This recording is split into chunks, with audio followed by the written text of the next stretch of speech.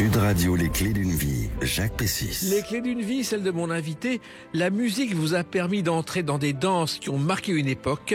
Elle demeure tellement d'actualité que vous les faites revivre aujourd'hui dans un triple CD, Le Temps du Palace. Bonjour Guy Cuevas. Bonjour Jacques Pessis. Alors, je vous avais reçu pour votre livre, vos mémoires, mais là sort une compilation de 3 CD qui racontent les musiques du Palace. Vous les avez choisis. Oui. On va en parler. Et le principe des clés d'une vie, vous le savez, c'est de raconter votre parcours, c'est de raconter la musique. Donc on va raconter le Palace, mais aussi on va vous raconter, parce qu'il y a quand même quelques distraits qui n'ont pas lu votre livre, et il faut raconter à travers des dates clés. Et le 29 janvier 1964, c'est votre arrivée à Paris. Car oui. Vous êtes arrivé à Paris, vous avez découvert une ville dont vous rêviez. Absolument. Oui. Vous habitiez Cuba, oui. et Paris, pour vous, c'était un mythe à l'époque. Ma grand-mère était française, hein, oui. de Nevers dans la Nièvre, la mère de ma maman. Et puis, je ne sais pas pourquoi, comme ça, viscéralement, je rêvais de Paris, sans avoir été jamais ici. Oui. En général, les Cubains, ils rêvent de Miami, d'envoyer la photo et les frigos ouverts en jambon à l'intérieur, etc. Vous voyez, à Miami et la Floride. Moi, non, mais j'ai jamais rêvé de la Floride. C'était Paris, les Louvres, la culture, la nouvelle vague, les films de Truffaut, Hiroshima, mon amour, Jeanne Moreau, La bouche qui tombe. Voilà, j'étais omnibulé par Paris. Et puis un jour, donc, vous réussissez. Vous avez vu une jeunesse un peu difficile à Cuba. C'était pas facile.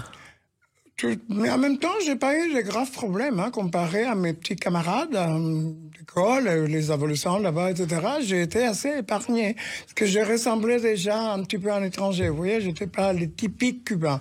Puis, surtout, j'habitais dans ma famille, avec ma mère, mon père et mes 2 sœurs, donc j'étais à l'étroit, et chez moi, et dans le pays. Mais en même temps, vous avez fait des études normales, vous aimiez la musique déjà? Oui, complètement, depuis mon enfance, oui. Alors, mais de toute façon, c'est pas compliqué. À la Cuba, il y a de la musique partout, comme dans les îles. Dans les ascenseurs, les hôpitaux, probablement, il y a de la musique. Dans la salle où ma mère m'a accouché.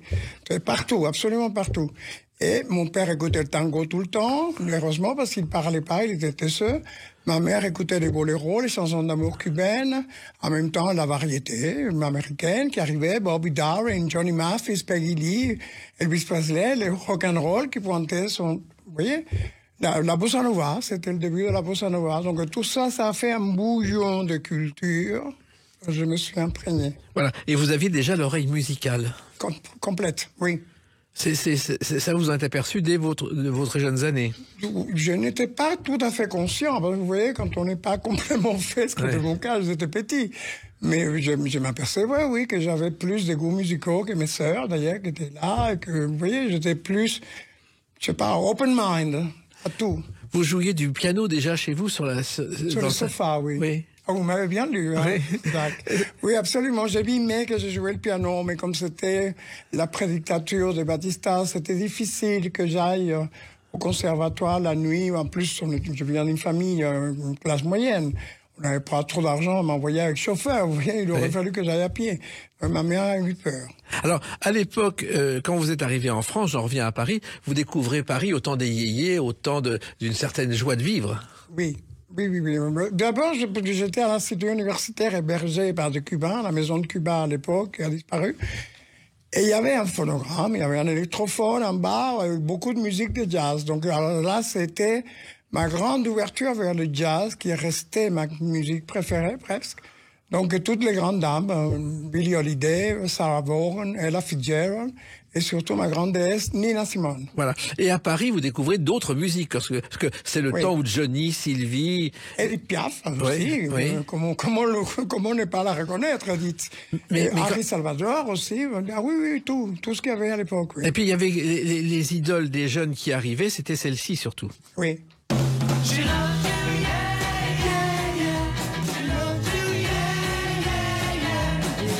Les Beatles, ça vous a tout de suite parlé, Guy Kouaf. J'adorais ça. C'était un peu comme si j'étais né à Liverpool moi-même. Ah oui.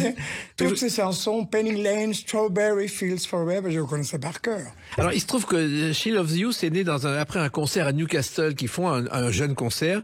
Ils sont dans leur chambre et ils décident d'écrire une chanson sur l'insouciance du début des 60s. Et ils ont l'idée d'écrire cette histoire d'amour à la troisième personne et de jouer la carte de l'appel-réponse. Et c'est devenu She Loves You, dans une chambre d'hôtel. C'est fou. Je savais pas ça. M'apprenez ça. Et puis il y a une autre musique, une autre chanteuse qui a eu beaucoup d'importance pour vous, que vous avez connue à vos débuts. C'est celle-ci. J'ai de l'amour, mon pays Paris. Car Guy Cuevas, Joséphine Baker, vous l'avez vue à la Havane. À la Havane, un concert, oui. C'est extraordinaire. Comme d'habitude, comme j'ai toujours une mauvaise vue, j'étais myope déjà tout petit. J'avais des lunettes à rondes. Mignon, parce que j'étais mignon, bien habillé. Ma mère prenait bien soin de moi. Mais je m'asseyais au premier rang. Et j'ai appris, parce qu'elle ne portait pas de lunettes pendant le spectacle, mais j'ai appris qu'elle-même, elle était très myope. Voilà. Et justement, elle m'a fait venir vers elle comme ça. Vous voyez, j'étais assis au premier rang, on me remarquait. Et en général, on me faisait venir pour que je prenne la main, pour m'envoyer un petit baiser, pour quelque chose. J'ai fondé. Alors, vous avez un point commun avec elle, parce qu'il faut savoir qu'elle a débuté au Casino de Paris dans J'ai deux amours, mais qu'en réalité, au départ, c'était pas cette salle qui était prévue pour sa revue, c'était le Palace. Car les directeurs du Casino de Paris avaient également le Palace. Ils ont hésité longtemps entre le Palace en 1930 et le Casino de Paris. Et elle a failli débuter au Palace. Voilà, comme Maurice Chevalier qui avait chanté au Palace. Oui, beaucoup. Oui. Et le Palace, au départ, je sais pas si vous le savez, Guy Cuevas, il s'appelait l'Éden. Et la première chanteuse qui s'est produite au Palace, à l'Éden, c'était celle-ci. La guinguette a fermé ses volets, les joyeux triolets de l'accordéon fut. Damia, c'est une chanteuse des années 30 qui a débuté, qui a ouvert l'Éden, donc le Palace. Ça m'avait échappé cette information, merci. Et elle avait une particularité, elle portait une petite robe noire en scène, et c'est comme ça qu'Edith Piaf a eu l'idée de porter sa petite robe noire. Oui. Et d'ailleurs, Edith Piaf a été présente, elle aussi, à l'ouverture des Palaces, à travers cette chanson.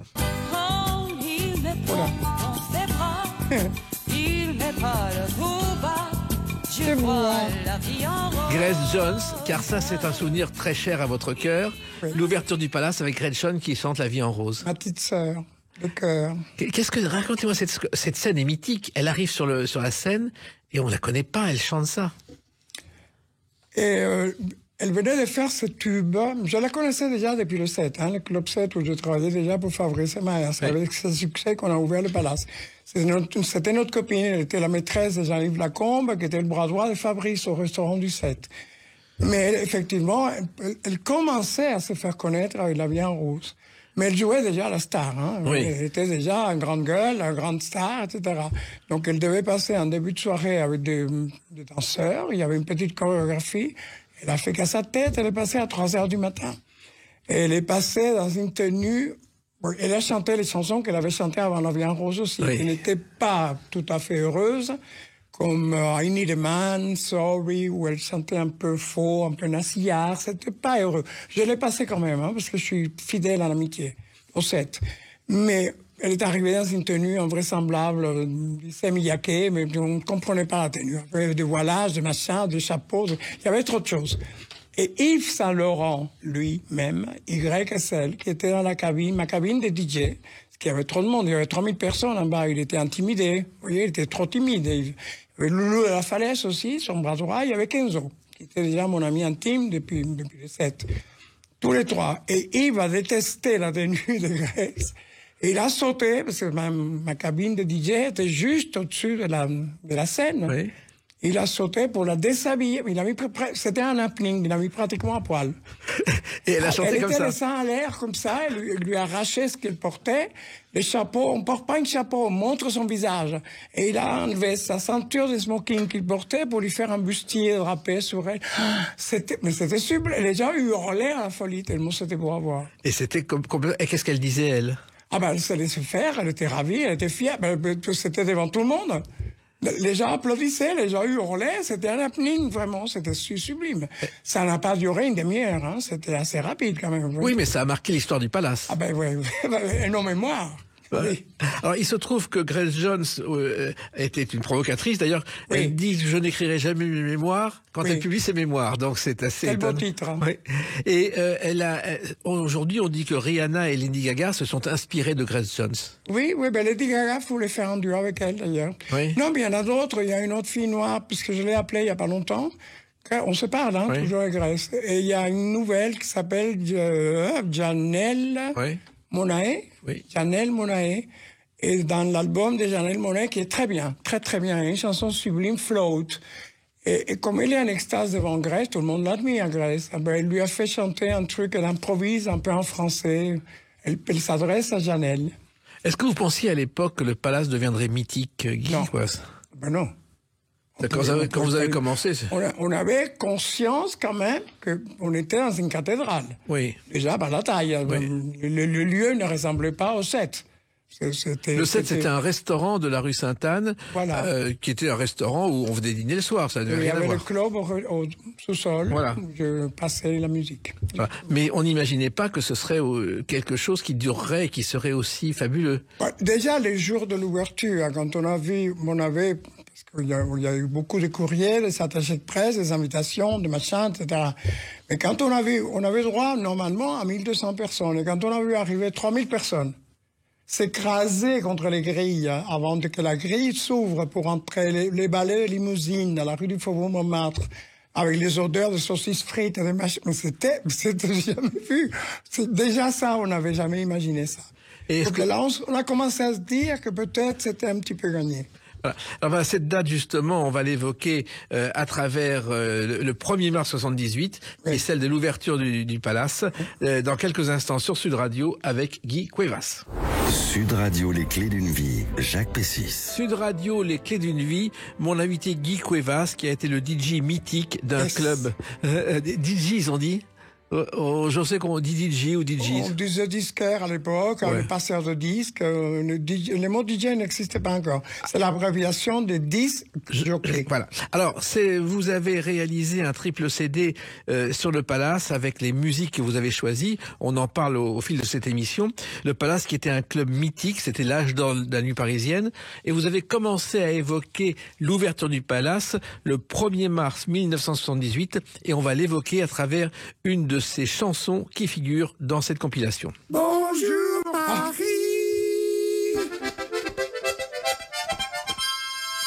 C'est assez particulier, on dirait un générique, un jingle, qu'est-ce que c'est? C'était mon idée, je voulais des interludes comme à mon époque, c'est ce qui m'a rendu célèbre. Je me servais des petits bouts de dialogues de films. Ça sort de Funny Face, qui était une comédie musicale américaine avec Audrey Hepburn et Fred Astaire, qui s'est passée dans le milieu de la mode à Paris. Et à la fin, ils chantent ça en arrivant à Paris, tous les trois avec une troisième dame, Kate Thompson. Bonjour, ce qu'on entend là. On a eu des petits problèmes de droit, chose que j'ai découvert ça maintenant pour la compilation. Moi, à mon époque, j'avais une totale liberté. Je faisais ce que je voulais, des petits bouts de musique classique, des bruits des robinets, quelqu'un qui se brosse les dents, mais il y avait tout. Ma signature, c'était la voix de Bardot dans Les Mépris, quand elle dit à Piccoli, Paul, dans le film, « Mes fesses, Paul, tu aimes mes fesses ?» Ça, c'est devenu une signature. Puis d'autres petits bouts.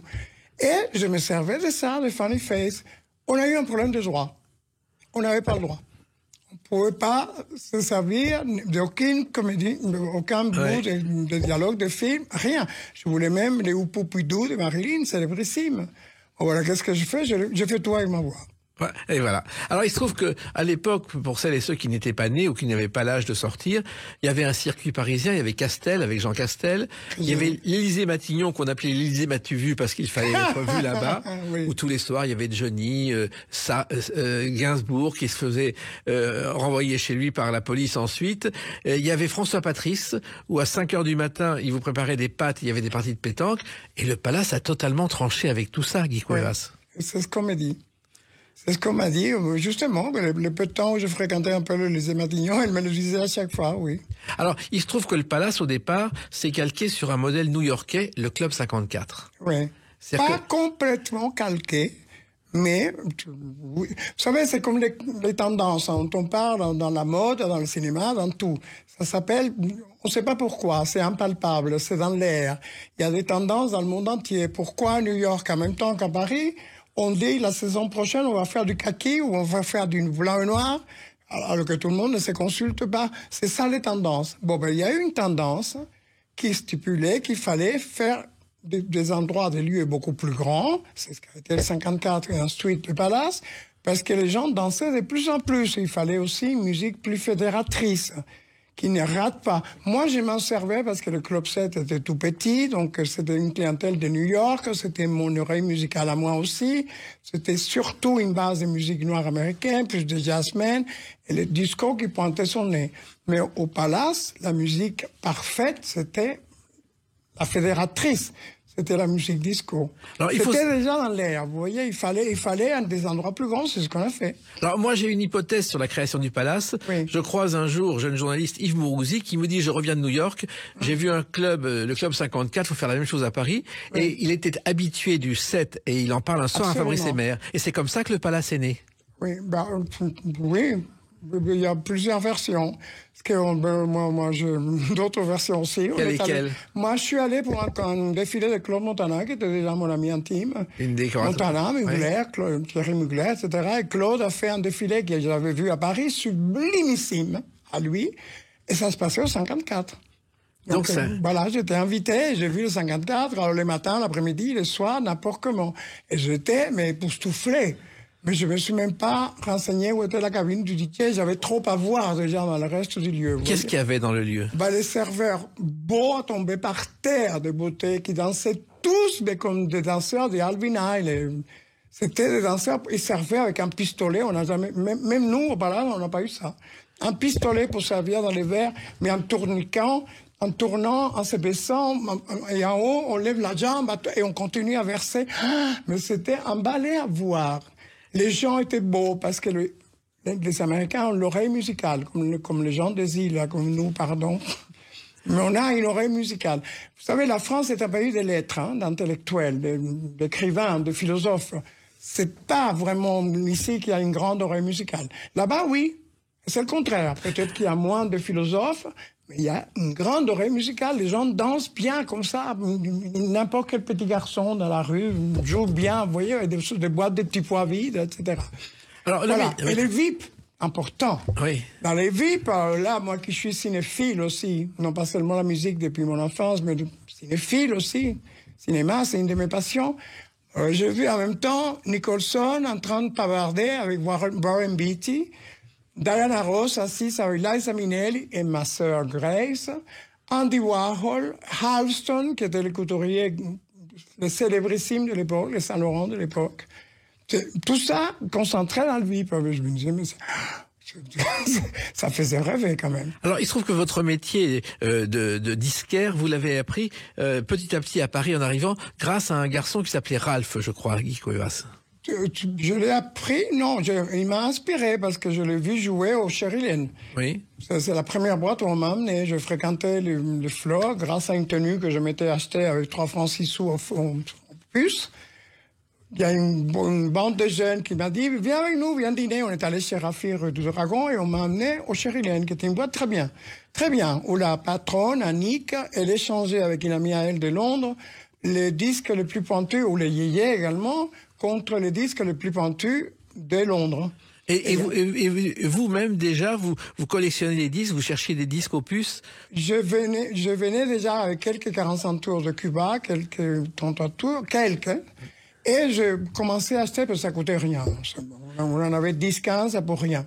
Et donc vous avez commencé dans les discothèques à passer des disques, à mélanger les musiques? Oui. Et c'était inné chez vous. Et Ralph, qui passait déjà des choses très pointues, comme je viens de le dire. Il passait les Beach Boys, vous voyez, Good Vibrations, le Tamla Motown aussi, Diana Ross, and Supremes. Mais il pouvait passer Julie Driscoll, Donovan, les chanteurs anglais que j'ai adoré à cette époque-là. Mais il est loin de lui. D'abord, il souriait pas. Oui. Il n'était pas comme moi, vous voyez. Moi, je suis latin, typiquement latin, souriant tout le temps, solaire. Lui, à la limite, il faisait la gueule.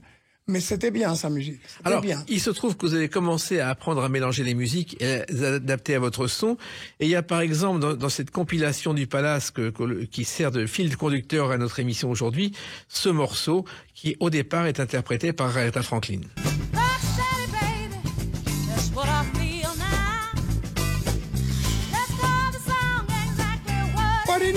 c'est un morceau important pour vous, c'est un rythme important pour vous. Aretha. Pourquoi? Tous ces noirs, ils sont tous arrivés dans ma vie, tous.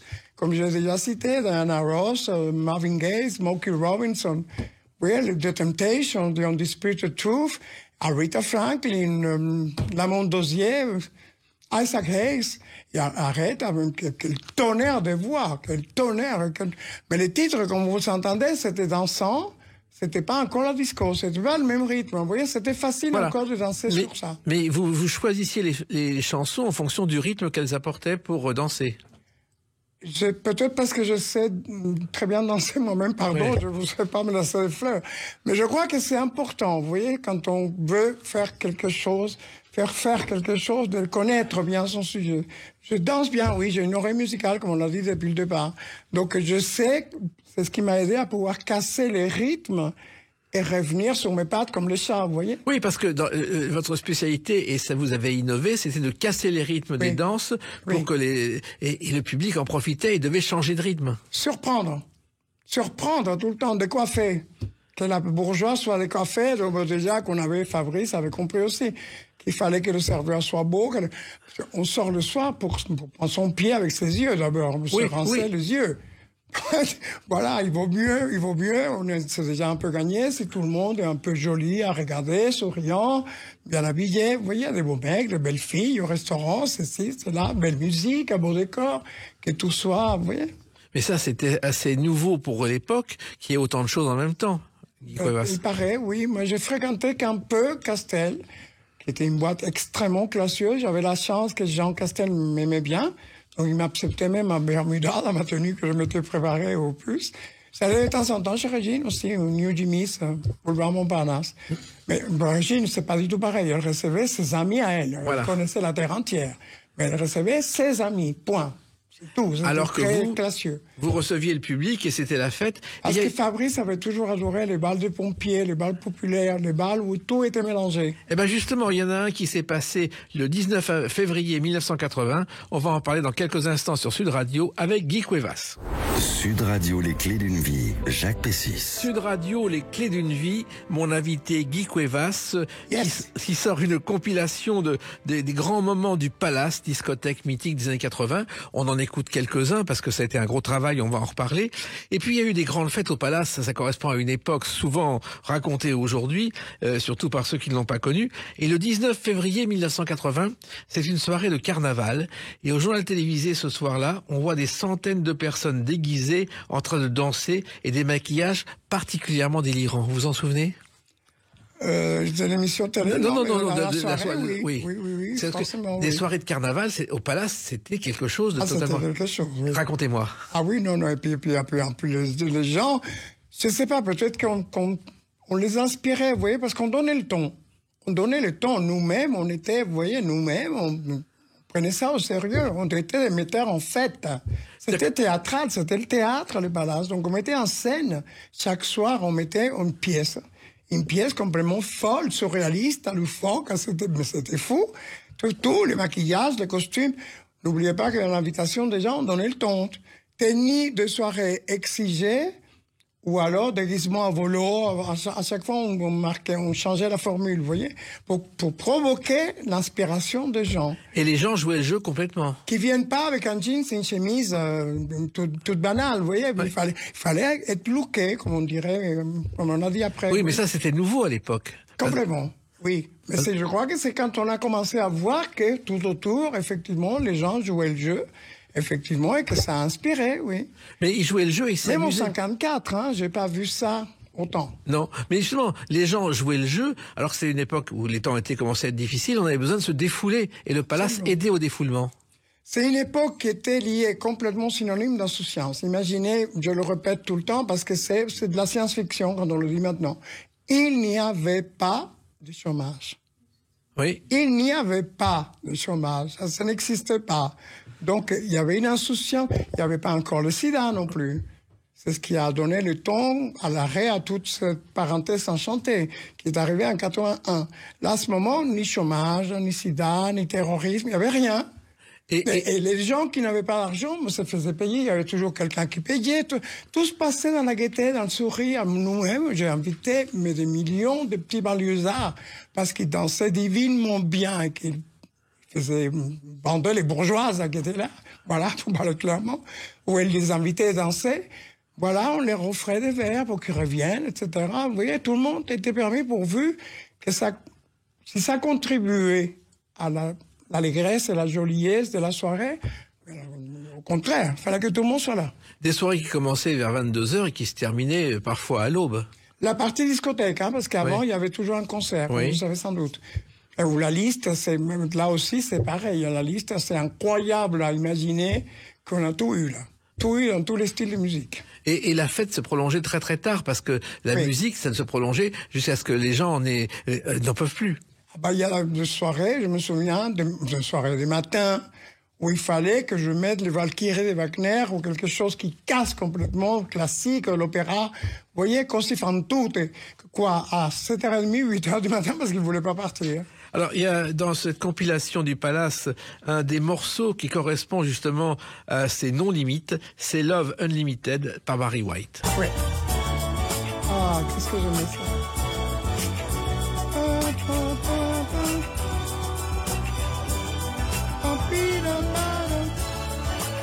Alors là aussi, c'est quelque chose qu'il fallait trouver, mettre en scène, mettre en musique.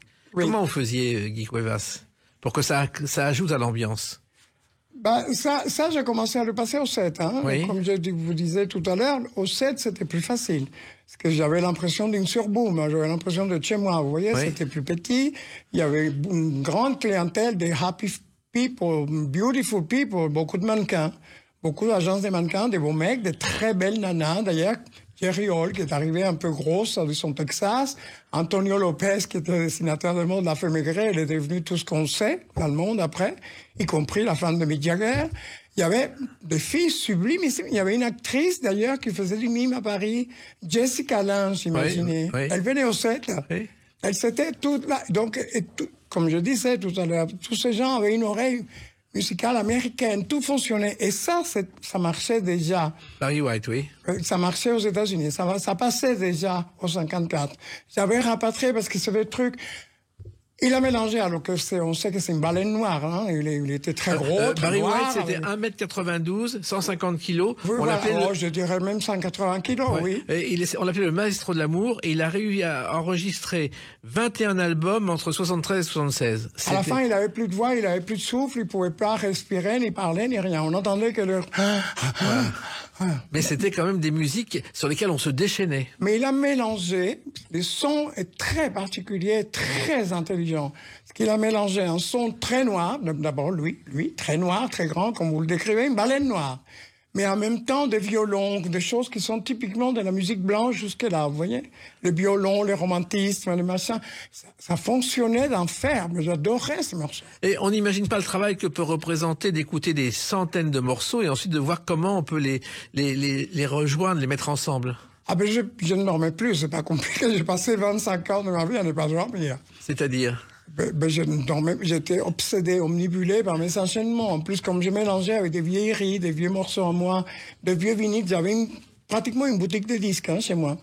On aurait dit 100 disques, où j'allais acheter mes disques à la fin. Parce qu'avant, il y a eu Givaudan, il y a eu Symphonia, il y a eu Raoul Vidal, Place Saint-Germain-des-Prés, où il y avait un rayon déjà de musique de films. Et là, je fais ma razzia, vous voyez, acheter des musiques de films pour passer des petits bouts par-ci, des petits bouts par-là, etc. Oui, mais en même temps, pour mélanger, ce qui est important, c'est de tenir l'assistance en haleine. C'est ça le plus compliqué. Mais c'est là où il fallait vraiment travailler en interaction avec le public. Parce que tous les jours, c'était pas la même clientèle. Oui. Forcément. Il fallait voir qui descendait du restaurant, du 7, pour voir qui était là. Le jour où il y avait Claudia Cardinal, qui a perdu son diamant dans la réunion de la banquette, etc., c'était pas pareil que quand il y avait 3 mannequins qui dansaient divinement bien, les jambes, les bras en l'air. Ouais. Vous voyez, chaque salle demandait une musique différente. Et pour le Palace, pareil. Encore plus. Encore plus, parce que là, j'avais l'impression de faire l'amour avec 3000 personnes. Et il fallait que je satisfasse ces 3000 personnes. C'est-à-dire qu'il fallait choisir des musiques et que votre programme pouvait changer parce que vous sentiez quelque chose de différent. Mais J'étais myope, hein, toute ma vie. Donc je voyais pas bien tous les visages. Mais à un moment donné, quand il y avait les poursuites, vous voyez, sur les gens, parce que c'était un de nos clous. Vous savez bien tous les effets spéciaux qu'il y avait, la boule des néons de couleur, les murs de néons de couleur, les brouillards qu'on provoquait avec de la neige carbonique, les confettis, les serpentins. Bon, on poursuivait quelqu'un pour, comme disait Andy Warhol, que la personne ait l'impression qu'il était le plus important de la soirée. La poursuite s'arrêtait sur quelqu'un. Donc là, je voyais bien les sourires, que les gens étaient heureux, ils me souriaient, ils me faisaient lever de la victoire. C'était un défoulement. Et il y avait aussi les rayons laser pour la première fois. Oui. Ça a été important, Guy Cuevas. Jamais il y avait eu ça nulle part, ni au 54. Hein. D'abord, au 54, c'était plus petit. Hein. C'était un ancien studio de télévision, mais c'était plus petit. Il n'y avait pas la même profondeur qu'il y avait au Palace. Et là, les rayons laser, c'est venu comment ? C'est des gens, des techniciens, des gens... Ça, c'est parti à partir de M. Sanchez qui avait installé la sono au 7. M. Sanchez, d'origine espagnole, avec déjà le son du 7, c'était génial par rapport à un endroit petit, hein, un baffle énorme, presque aussi grande que la hauteur du lieu. Et on leur demandait, Fabrice leur a demandé avec sa tchatch habituelle pour convaincre les gens apporter des idées, apporter de la technique avec des choses nouvelles, etc. Et c'est eux, Sanchez a amené quelqu'un qui s'appelle Didier Sailly, qui a apporté des idées qu'il avait vues vous voyez, c'était son métier. Et depuis, tout le monde a repris les rayons laser dans les discothèques. Tout le monde a essayé, oui, mais tout le monde a commencé à copier, oui, à faire des boîtes pareilles, aussi grandes, à chercher des lieux aussi surdimensionnés comme ça. Alors, il y a des musiques qu'on ne s'attendait pas à entendre au Palace et qui sont dans cette compilation et qui ont eu également leur heure de gloire et pas seulement au Palace.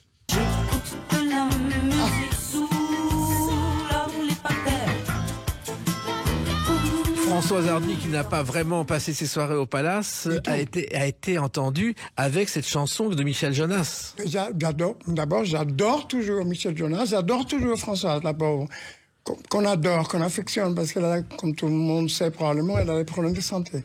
Mais j'ai passé déjà, je crois que c'est la seule chanson avec une deuxième, dont j'oublie le titre, où elle chante de façon saccadée, vous voyez, syncopée. Absolument. Un peu, elle savait pas faire ça, mais elle le dit elle-même, hein, tout le temps. C'est pour ça qu'elle chantait pas de Michel Berger. Et France Gall, oui. Parce que France Gall sait chanter syncopé comme ça, vous voyez, c'est le béaba du style Michel Berger. Mais Françoise Hardy... Et là, elle réussit parfaitement dans cette chanson. Oui, mais Françoise Hardy, dans la musique soul au Palace, c'est inattendu. Je crois même qu'elle ne savait pas qu'est-ce que c'était la musique soul.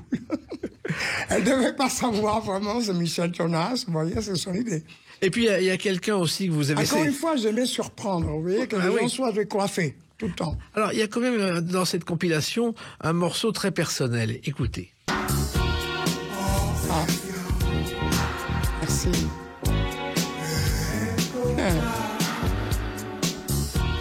Obsession par Guy Cuevas. Ça, c'est aussi... Merci Jacques, mais rend hommage. Ouais, mais c'est vrai que comment c'est né? Parce que, en général, vous étiez pas quelqu'un qui faisait des disques.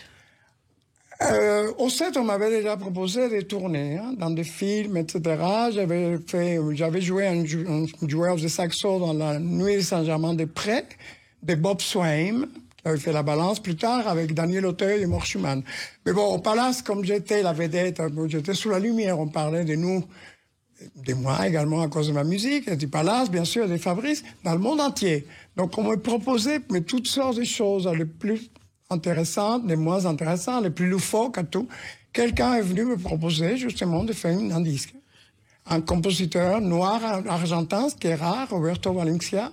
Il est venu pour me dire qu'il avait une chanson, Ebony Game, qui a été mon premier disque, et qu'il avait un ami, Hervé Lécoz, et voilà, des fils en aiguille, et puis ça me plaisait, c'était encore la musique, vous voyez. Oui, et l'Obsession, vous le passiez au Palace, et les gens dansaient sur cette musique.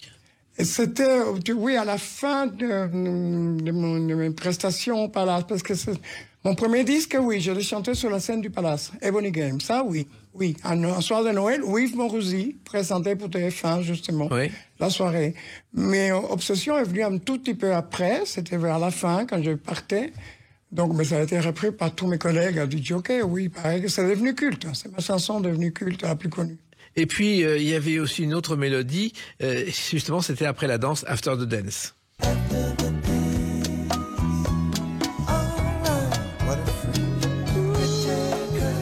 Marvin Gaye. Alors je sais pas si vous le savez, mais Arnaud, chanteur belge qui a eu son heure de gloire, qui a hélas disparu, a débuté comme cuisinier chez Marvin Gaye. J'avais entendu ça. Ouais. Oui. Et c'est vrai que là aussi, ça correspond à un autre rythme du palace. Il fallait que les rythmes changent tout au long de la soirée. Complètement. Oui, non. Et puis je rapporterai encore un qui est... C'est le summum pour moi, Marvin Gaye. Bien au-dessus de tout le monde. Il y avait Marvin Gaye, Curtis Mayfield, mais voilà, Stevie Wonder. Alors, on ne les connaissait pas. Panthéon. C'était pas forcément des musiciens populaires à l'époque en France. Vous les avez rendus populaires, Guy Cuevas. On me dit ça m'a rendu de bonheur qu'on me répète, même Diana Ross me l'avait répété, que j'avais beaucoup contribué, j'avais un peu contribué justement à les faire connaître ici, parce qu'ils étaient déjà des totems aux États-Unis. Mais ici, oui, j'ai contribué pas mal, oui. Eh ben oui, et d'ailleurs, on va contribuer justement à cette connaissance à travers une autre date, le 8 décembre 2023. À tout de suite sur Sud Radio. Merci. Avec Guy Cuevas. Sud Radio, les clés d'une vie, Jacques Pessis. Sud Radio, les clés d'une vie, mon invité Guy Cuevas. 8 décembre 2023 est sorti donc Palace, une compilation que vous avez réalisée de 3 CD reprenant les grandes musiques, les grandes heures du Palace. Pourquoi avoir aujourd'hui réalisé ce coffret, Guy Cuevas? Parce que les gens sont fascinés par ces époques-là. Parce que comme on est conscient maintenant que c'est une époque bénie, une parenthèse enchantée qui ne reviendra jamais pour tout ce que je disais auparavant. C'est une époque où il n'y avait pas de sida, pas de terrorisme, pas de chômage, rien. On pouvait qu'être heureux, gai. Vous voyez, on était insouciants. C'était le mot-clé de l'époque. Alors, ça provoquait une grande créativité dans tout, dans les meubles, dans le cinéma, dans tout. Et dans la nuit, forcément. Alors, il y a 57 morceaux dans ce triple CD. Plus interlude. Plus interlude. Comment ont été choisis ces morceaux? Parce que vous aviez beaucoup d'albums, Guy Cuevas. Ah ben non, mais au départ, déjà, on s'était mis d'accord que... Parce qu'il y a eu d'autres compilations sur ces époques-là. Il y en a même parfois celles qui me sont dédiées. Il y a eu 2 compilations dédiées à Fabrice Emmer et Guy Cuevas. Je les écoute dans mon Google Home. Et je ne me reconnais pas. Je ne me reconnais pas du tout. Ça ne ressemble pas du tout à ce que je faisais au Palace, vous voyez. Donc, on m'avait déjà proposé beaucoup, au moins 10-15 fois depuis toutes ces années. Ça fait 45 ans quand même. Oui. On m'avait proposé, à chaque fois, j'ai refusé. Mais comme je voyais d'autres personnes, d'autres gens faire des choses qui n'avaient rien à voir et qui reprenaient souvent toujours les mêmes choses, les plus commerciales, vous voyez, les Sylvester, les Donna Summer, les Anita Ward, les Ring My Bell, Would You Ring My Bell? Ben, je me suis dit, j'en ai ras-le-bol, là, ben, je vais peut-être accepter. Et ça tombait pile que Xavier Chevalier, des Panthéon Musique chez Universal, a beaucoup insisté. Parce qu'il a attendu, justement, toute l'année de ma promo pour mon livre, il y a 1 an et demi. Il a attendu toute l'année que je sois libéré pour me reparler. Et j'ai fini. En plus, c'est humain, vous voyez, il m'a séduit. Alors, comment on sélectionne 57 morceaux alors vous avez encore des milliers on va du côté pointu, déjà. Oui. Déjà, je m'étais dit, je ne mettrai pas les mêmes choses que j'entends dans les autres. Vous voyez, les Sylvester, tout ce que je viens de dire. Les choses les plus commerciales, on va les éviter. Et c'était le désir de la maison universelle. Que ce soit très pointu. Mais qu'en même temps, il me demandait que ça soit, évidemment, que ça reflète le style Guy Cuevas. Tout mon éclectisme, vous voyez, de musique. Tout mon goût qui s'en va dans tous les sens, dans tous les styles, dans toutes les folies, dans tout, vous voyez, tout. Oui, voilà. Et qui correspondent à l'époque. Mais pour sélectionner 57 extraits, il faut il y a eu d'abord ma mémoire. Oui. Ma mémoire, j'ai une mémoire d'anthropologue d'éléphant, Dieu merci, malgré mon grand âge. Je me souviens de tout, pratiquement, et au-delà. Et en plus, maintenant, il y a beaucoup de moyens. Je sais pas, il y a d'un copain à côté de moi, avec son téléphone, et dans mon ordinateur, mon Google Home, je lui demande d'écouter des vieilleries, Billie Holiday des années 40, un truc qui vient de sortir. Donc, voilà. Alors, et j'ai commencé à faire mon mélange. Et donc, imaginons qu'on est au Palace un soir, oui. On va faire une petite sélection, oui. Et on va commencer par Nina Simone avec Westwind. Ah, merci de passer ça, j'adore ce morceau. This song I was told to sing by Miriam Makeba. Vous connaissez ce morceau? Vous l'avez découvert comme ça par hasard? Quand on découvre un morceau, c'est l'oreille, c'est un instant? Ah ben j'avais tous les vinyles de Nina Simone. Pas compliqué, tous. Alors, je les ai toujours dans ma cave. J'avais tous les vinyles de Nina Simone. D'ailleurs, ces morceaux-là, je l'avais fait découvrir à ma sœur, Grace Jones, et Sly Dunbar et Robbie Shakespeare, qui étaient ces deux Jamaïcains sublimes. C'est des grands messieurs, les deux, qui ont fait les sons de Grace Jones au début, très reggae. Ils se sont inspirés pour faire une ligne de base sur West Wind, justement. Alors, il se trouve que Nina Simone, en 64, a été aux côtés de Martin Luther King quand il y avait un défilé. Elle a chanté un hymne du mouvement de défense des Noirs et elle est devenue la grande prêtresse de la soul à partir de ce moment-là. Ce concert de Martin Luther King, cette soirée de Martin Luther King a changé sa vie. Oui. Et c'est vrai que ce morceau n'est pas le plus connu, West Wing. Non, du tout. C'est aussi pour ça que ça m'intéressait. D'abord parce qu'il n'y a que des percussions. Donc déjà, ça ne peut que me plaire. J'aime bien varier. Encore une fois, on revient toujours à la même chose. J'aime bien surprendre, que ce soit varié, que ce soit différent. Si c'est pour faire comme tous les autres qui ont fait des compilations, où c'est pratiquement le même son du début à la fin, mais je m'endors. Ouais. Mais surtout, c'est une époque où les rythmes ont changé, parce que les boîtes à musique ont changé, parce que les percussions ont changé. Ça correspond à ça, le Palace aussi, Guy. Et là, on entend que c'est des gens en train de jouer. Oui. On l'entend, vous voyez, avec leurs bras, leurs biceps. Et elle qui fait avec son verre, sa bague, avec les tambourins, etc. Comme moi, j'avais un tambourin, on sait, au Palace, etc. Vous voyez. Donc là, on entend ça. Il y a d'autres moments où on entend la guitare. Il fallait que ça change tout le temps. Oui, mais et en plus, j'aimais bien l'idée de faire un trio Aretha Franklin, Grace Jones, Pull Up to the Bumper et West Wind. Et effectivement, c'est un mélange qui n'existait pas dans la réalité que vous avez monté pour le Palace. Alors, il y a aussi dans cette compilation, dans ce coffret, un morceau qu'on n'attend pas forcément, Temporary Secretary, Paul McCartney. Oui. Anita, temporary secretary, temporary secretary. Ça, franchement, quand on connaît Paul McCartney, c'est pas forcément ce qu'on connaît de plus. Il fallait le trouver. Oui. Comment vous l'avez trouvé? On me l'a amené, on me l'a proposé quand j'écoutais des disques chez les disquaires, etc. Comme de toute façon, ça allait un peu dans le sens de mes parties blanches. Hein. Oui. Vous savez, dans mon coffre, là où il y avait les disques rangés, mon vinyle dans ma cabine de DJ, c'était pour aller plus vite, hein, parce que moi, j'avais mon cerveau et mon goût, mais il y avait des assistants. Comme j'étais allumé, je sais pas, j'étais éclairé par une étoile, quelque chose, les idées, je foisonnais d'idées. Mais j'avais pas le temps de chercher derrière non plus. Donc, il y avait des piles de musique noire, piles de musique blanche, piles de musique entre deux, vous voyez, pour les effets spéciaux, pour les bouts de dialogue, comme je disais, les musiques des films, ceci, cela. Et donc, dans ces rayons, il y avait les choses comme My Way, parce que les Sex Pistols, oui. Ça, il fallait avoir courage pour passer ça.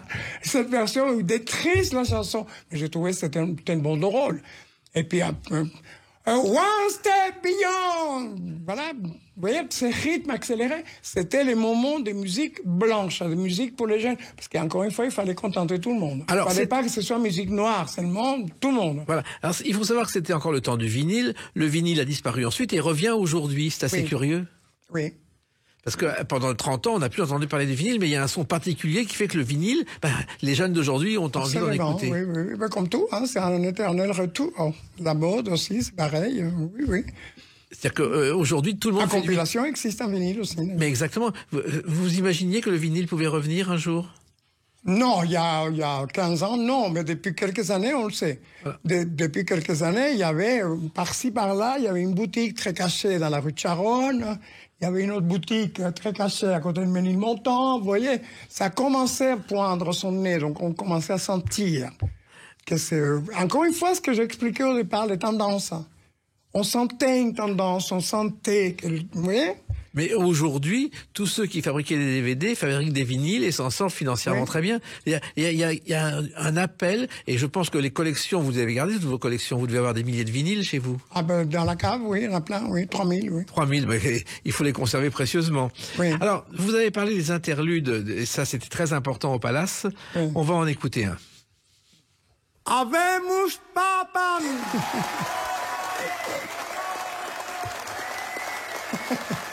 C'est ce qui ouvre le coffret Palace, Habeus Papam. C'est assez curieux. Mais c'est une idée actuelle, là, celle-là. Oui. Je l'ai fait parce que comme ça fait 50 ans qu'on me répète que je suis le pape de la musique disco, le pape de ceci, le pape de cela, que j'ai ouvert la voie, que c'est... Bon, je me suis dit, c'est de l'humour, hein, au 35e degré. Alors, je me suis dit que j'allais me prendre moi-même pour le pape. Comme on dit dans le Vatican, quand il y a la fumée blanche, Avemus! Alors, comment est née l'idée des interludes et pourquoi des interludes, Guy Cuevas? Pour respecter, justement, les interludes que je faisais par-ci, par-là, dans le palace, sauf qu'au palace, j'avais toute la nuit, de 10h du soir, comme on a dit, jusqu'à 8h, jusqu'à pas d'heure. C'était à 8h, 9h. Alors qu'hélas, il fallait concentrer pour que ce soit aussi respecter mon style, vous voyez, alors, par-ci, par-là. Ces interludes au palace sont nés comment? Ils sont nés comment? Ils sont nés comment? Comment c'est arrivé? Je faisais déjà ça au 7. Hein. Je passais déjà des cris d'oiseaux au 7, des petits bouts de dialogue. Moins, parce que comme l'endroit était plus petit, au Club 7, et que c'était là... Vous voyez, les gens étaient pile devant moi. Je ne voulais pas que la piste se vide non plus. Où je le faisais, mais très court. Très, très court. Mais ça durait une seconde, une surprise. Mais pourquoi c'était une surprise? C'était une envie? C'est né comment, cette envie? Voilà, parce que je respectais mon bagage culturel, tout ce qui m'avait plu toute ma vie. Toutes les musiques du monde entier, tous les styles de musique, tous les films, la voix de Jeanne Moreau, la voix d'Audrey Hepburn, de Marilyn Monroe, Emmanuel Rivard dans Hiroshima Mon Amour, voilà, Stéphane Audran et Delphine Seyrig. C'était une façon de leur rendre hommage et en même temps de respirer une seconde, pratiquement. Oui, c'était respiration. Et à la télévision, les premiers interludes dans les années 60... J'ai passé Barbara aussi, l'homme à la ville rouge. Mais à la télévision, les interludes, c'était quelque chose de particulier. Comme les horaires n'étaient pas respectés, dès qu'il y avait un trou, qu'on était en avance de quelques instants, on passait un interlude. Oui. C'était autre chose. Alors, dans cette compilation, il y a aussi Summer Madness par Kool and the Gang. Qu'est-ce que c'est beau, c'était pour les fins de soirée, ça. Voilà. Les fins de soirée, les moments sexy où les gens ont déjà picolé un peu, ils se draguent. Les gens sont en train de choisir un partenaire pour peut-être partir avec, ou pour se faire payer un taxi si on n'a pas d'argent, etc. Oui, c'est plutôt, ça sent la fin de soirée, là. Oui. C'est pour les vider aussi, hein, comme je disais tout à l'heure, c'est quand je constatais qu'ils ne voulaient pas partir. Mais à un moment donné, il faut quand même ralentir. Voilà, mais on ralentit avec ce groupe. Ce groupe d'ailleurs qui au départ avait plusieurs noms. Il s'appelait Jazziac, il s'appelait The New Dimension, et finalement ils ont été présentés par erreur comme le Cool of the Flame dans un concert. C'était le nom d'un groupe de James Brown et ils sont devenus comme ça Cool of the Gang pour ne pas ressembler à James Brown. Et là aussi c'est des rythmes différents à chaque fois. Selon les horaires, il y avait des rythmes. Oui. Absolument. C'était important pour vous? Mais il y avait des morceaux très dansants à eux que je passais aussi. Hein. Oui. Oui. Il y avait d'autres morceaux aussi. Ah oui, non, mais je m'arrêtais pas à un seul morceau. Comme j'écoutais très bien, vous voyez, j'étais imprégné de tous les... En plus, je marquais des croix. Je marquais derrière mes vinyles, je les ai toujours dans ma cave. C'est marqué des croix, 2, 3, 5 croix, et puis un petit commentaire à côté, à quel moment, tout. Encore une fois, pour me faciliter le travail, pour aller plus vite. Mais est-ce que finalement, il y avait des moments où il fallait relancer l'ambiance, ou est-ce que c'était permanent? Tout le temps. Tout le temps, il fallait relancer, parce que comme je me permettais, justement, des petites respirations, etc., j'avais toujours un petit peu la peur que ça puisse ne pas marcher. Donc, en général, ça marchait. Hein. De toute façon, c'était tellement plein et puis tout le monde dansait que, bon, au palace, c'était difficile. Même s'ils arrêtaient de danser, c'était serré comme des sardines. Voilà. Il y a un morceau qu'on a aussi dans cette compilation et qu'on n'attendait absolument pas.